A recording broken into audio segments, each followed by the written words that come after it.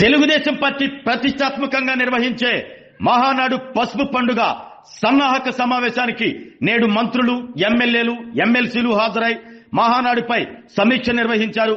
నెల్లూరు జిల్లా కొడవలూరు మండలంలోని ఇఫ్కో కిసాన్ సెస్ భూముల్లో ఈ నెల 27, 28, 29 తేదీల్లో జరిగే మహానాడును రాష్ట్ర చరిత్రలో నిలిచిపోయేలా జరిపేందుకు ఏర్పాట్లు చేస్తున్నారు. దీనికి సంబంధించి నేడు జరిగిన మహానాడు సన్నాహక సమావేశానికి మంత్రులు, ఎమ్మెల్యేలు, ఎమ్మెల్సీలు, వివిధ కార్పొరేషన్ల చైర్మన్లు హాజరై ఏర్పాట్లపై సమీక్షించారు. ఇప్పటి వరకు జరిగిన మహానాడులు వేరు, ఇప్పుడు జరగబోయే మహానాడు వేరు.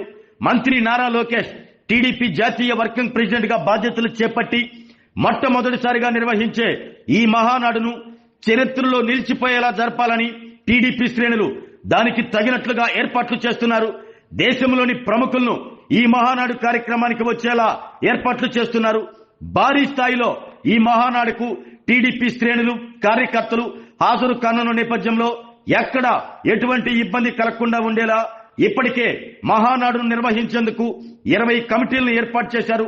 మొదటి 2 రోజులు గ్రామ స్థాయి నుంచి ప్రతి టీడీపీ కార్యకర్త వచ్చేలా చర్యలు చేపట్టి కూటమి ప్రభుత్వం అందిస్తున్న అభివృద్ధి, సంక్షేమ కార్యక్రమాలను మహానాడు వేదిక ద్వారా ప్రజలకు తెలియచేయనున్నారు. అలాగే భవిష్యత్ కార్యాచరణ దిశ, దశ నిర్ధారించడానికి చివరి రోజు 29న భారీ బహిరంగ సభ నిర్వహించనున్నారు. అందుకు తగినట్లుగా మహానాడు కార్యక్రమాన్ని నియమించిన 20 కమిటీల సభ్యులు ఏర్పాట్లలో నిమగ్నమయ్యారు.